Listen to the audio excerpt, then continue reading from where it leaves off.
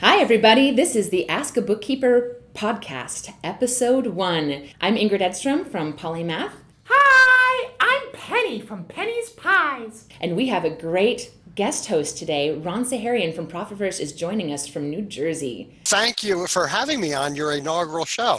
And nice to meet you, Penny. Hi, nice to meet you too, Ron. So, Penny, you had some stresses that were kind of bugging you. What's going on? I've been making lots of sales, but it seems like all my money goes back into the business and expenses, and I'm not getting any for myself. Hey, what do you think, Ron?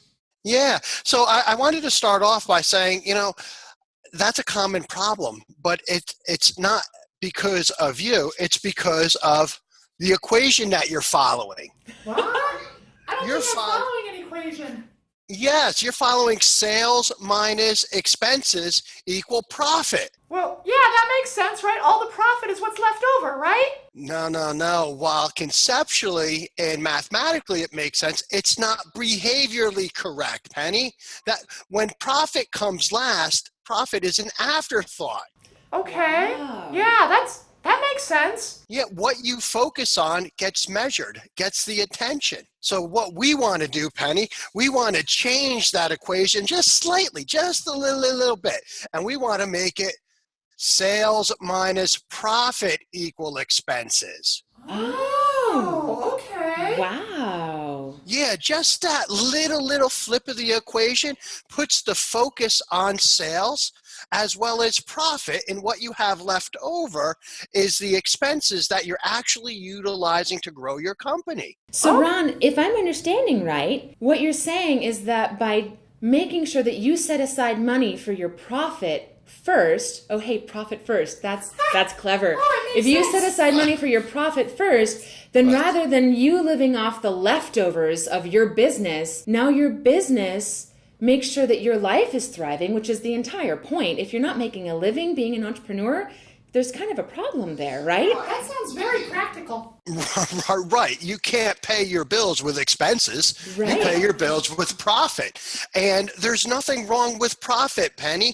It is the most crucial part of an organization.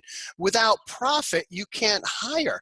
Without profit, you can't be charitable. So by making profit the focus, you'll be able to have the company start servicing you versus you waking up every morning just in the rat race trying to sell. So really, if I ever want my business to grow, I really have to focus on profits. So, Ron, as you know, I've gone through your training program. We are certified profit advisors. How can businesses find certified profit advisors who can help them flip their equation and become more profitable? And how can our accounting professionals become certified profit advisors? The easiest way is to go to our website, profitfirstprofessionals.com, and then it says become a Profit First Professional. Simply fill out that form, hit apply, and then you'll be prompted to schedule a conversation with me. I'd like to learn about your business, share with you what we have going on here, and hopefully you'll be on our mission to eradicate entrepreneurial poverty along with Polymath and the rest of our members. Woohoo! Yeah, and Penny's Pies too. Yeah. Definitely want to eradicate the entrepreneurial poverty going on in penny pies. That's very important. That sounds great to me. It takes a lot of hard work, and working with a trained professional who knows the implementation and the support, not only from a technical point of view, but also the behavioral components, is going to ensure that it is done and run properly within your business. It's like working with a fitness coach. You want somebody who's going to hold you accountable to the process, make sure that you're going to the gym and doing the right exercises in the right ways so you don't hurt yourself or your business. You nailed it, Ingrid. Accountability is key. And Penny, as you probably know, it's lonely being at the top of the organization. Your Profit First Professional will hold you accountable to making the right business decisions. Oh, okay. Well, and I'm not unaccustomed to hard work. That's how I got where I am. But it is nice to know that your work is going into a good place, growing your business, rather than just going into a hole. And that's a common trap. A lot of entrepreneurs believe that the only way they can generate more is to sell. Well, there might be other avenues, such as a margin increase, taking a look at and providing a product profit analysis, or even replication of some services. And that's why working with a profit first professional is an additional value add, because they're not just great at the compliance while they are, but they're also a strategic advisor. So Ron, if a business isn't quite ready to work with a profit first professional yet, I understand there's a really fantastic book where they can start learning about some of these concepts on their own as well. And I just happen to have a copy of the book right here. Oh, look at that. And it's called Profit First. It's actually written by my business partner, Mike McAllowitz, who came up with the idea and put it into a hard copy. If you would like to begin Profit First, but you don't have the profit, well, the best way to do it is to start slow and small. So my advice would be just go to your local bank and open up another account and start allocating 1% to 2% of your revenue into that account.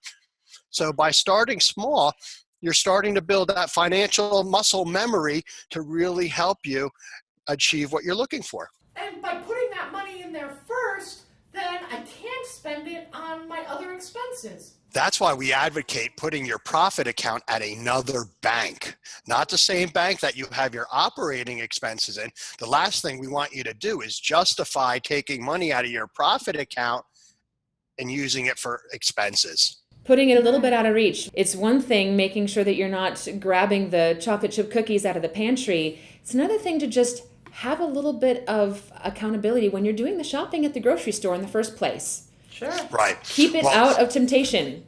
Ingrid, absolutely. And you said something that's really true to my heart, and that is chocolate chip cookies. And we all like cookies. yes, we all, double chocolate chip. Even Absolutely. better. But what we're looking to do, guys, is we're looking to remove that temptation. Okay, the temptation to spend that money, the temptation to eat that chocolate chip cookie. And an example is my wife, Mary, she'll catch me sneaking chocolate chip cookies all the time. All the time. I'll eat them for breakfast, lunch, and dinner. And my wife, Mary, goes, Ron, don't you have any self-control? No, I don't. Don't buy them. Don't buy them. Don't buy them. If you don't buy them, I'm not going to eat them. So by moving your money to another bank and making it a little bit more difficult for you to get to, you're not going to be eating that money. Sounds like my first step is to open the other account and start distributing money there, a few percent starting off, and then to buy the book and get more information myself, and then contact Profit First professionals to continue that journey, right? Actually, you can just go to Profit First Professionals and hit find a Profit First professional, fill out that form, it'll come to me, and I'll be happy to match you up with a Profit First professional. Absolutely. But you're already set. You have Ingrid. Yeah, Ingrid's great. Yep. Thanks, Penny. Ingrid's awesome. You're pretty awesome too, Ron. Thank you so much for joining us today. This was absolutely great information and a lot of fun, and we hope you enjoyed it too. Yes, I did. Thank you very much, guys, and may the profit be with you. Thanks, Ron. Have a good one. Ron. Bye.